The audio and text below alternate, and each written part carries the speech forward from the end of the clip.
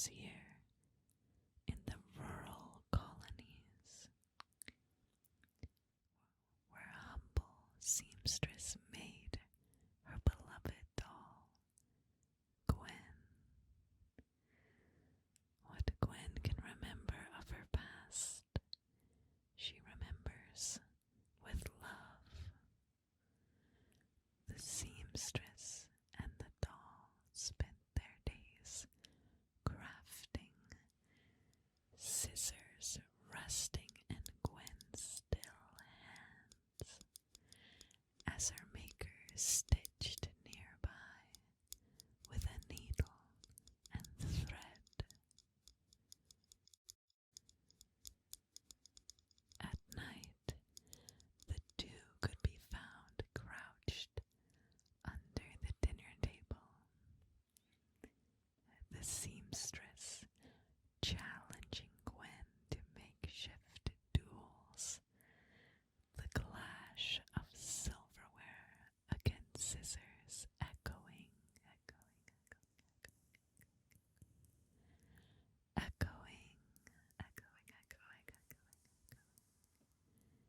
echoing in their candlelit kitchen.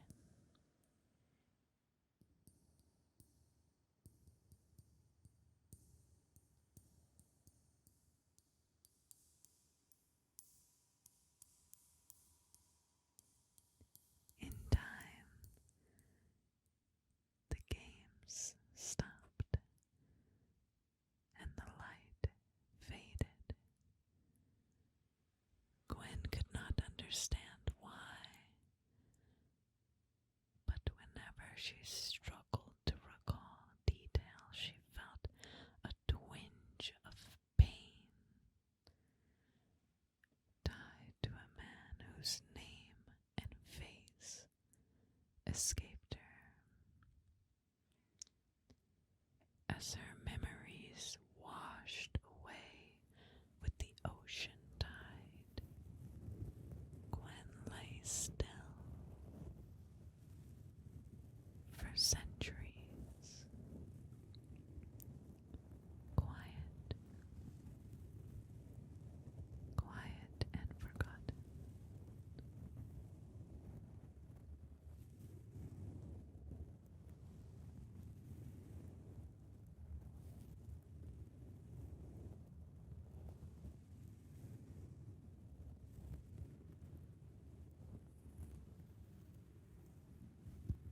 Then one night, her eyes opened.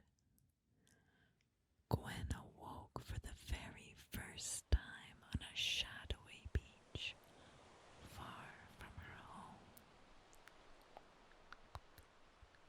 By magic unbeknownst to her, she had been transformed into a living girl who could move her hands and her feet all on her own. Gwen took to life with joy. She skipped across the sand,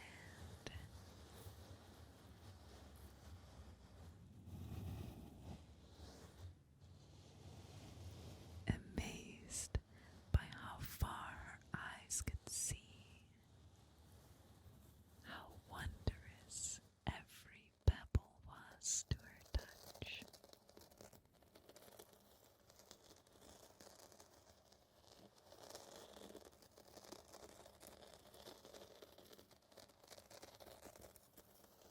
And how incredible the wind felt on her back.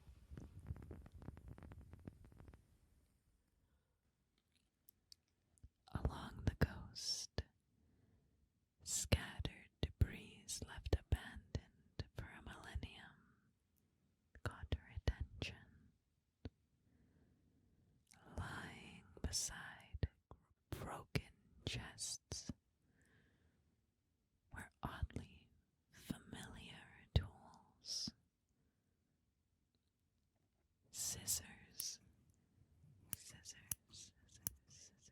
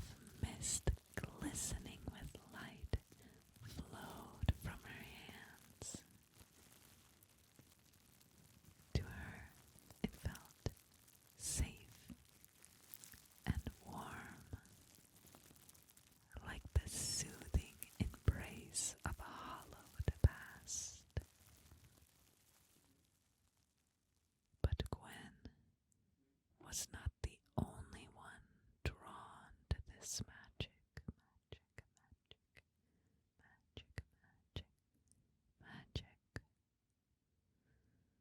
lurking in the aisles. A different mist swarmed.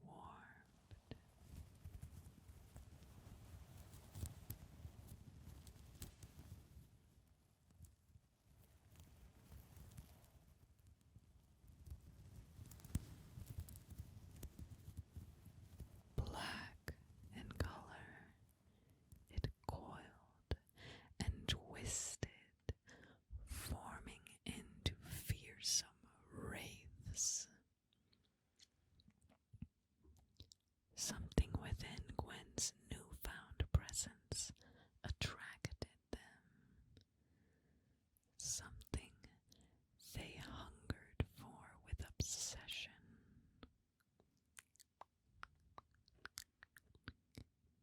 As the wraiths came for her, Gwen was undeterred.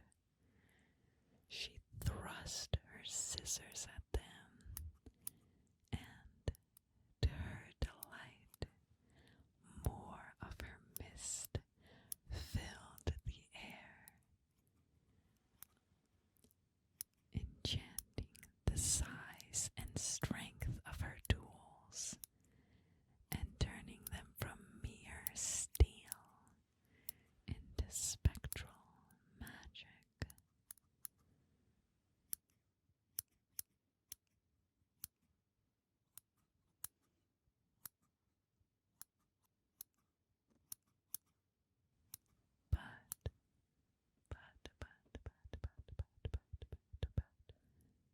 But, the wraiths were relentless.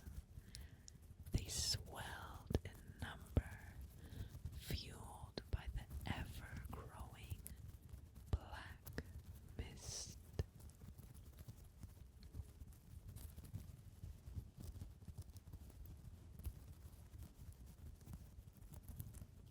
Gwen began to feel a tragic, strangely familiar pain. Surrounded by wraiths, suppressed memories surfaced. She recalled images of her maker, sick and wounded, lying in anguish. Near her was a man whose face finally returned to Gwen.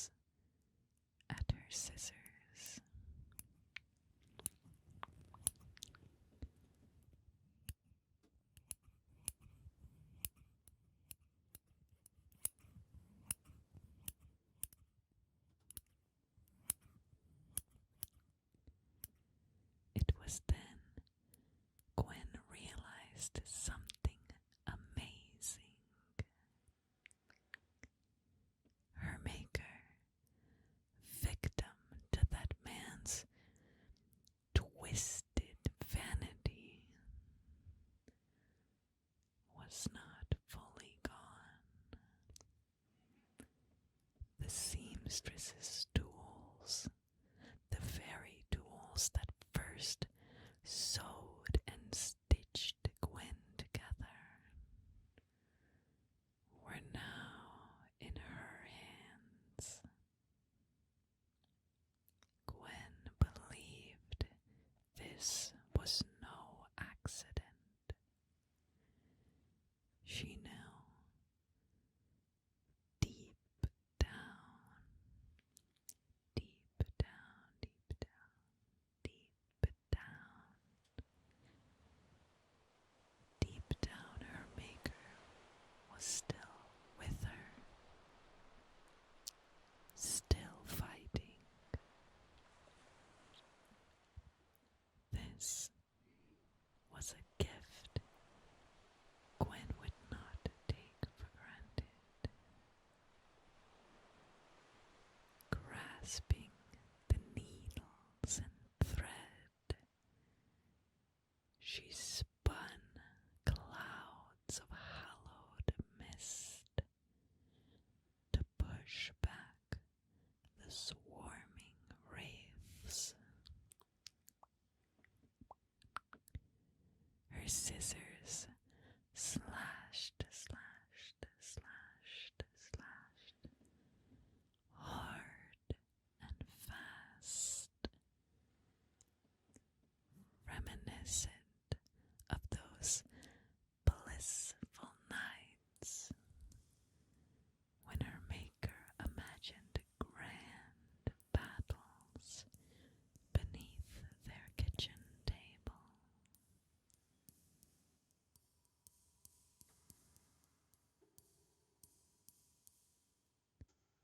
Soon the wraiths were no more, though triumphant. Gwen recognized this was only the beginning. She could sense these wraiths and Viego were linked, both responsible for the spread of immense pain. Pain, pain, pain, pain, pain, pain. With no time to lose, she resolved to track the black mist and stop it at any cost.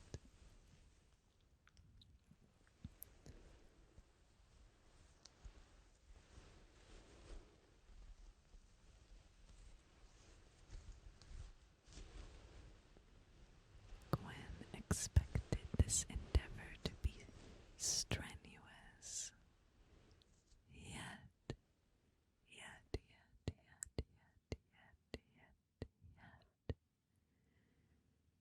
she reveled in every second of being alive. For who knew how long this blessing would last? Having been given a unique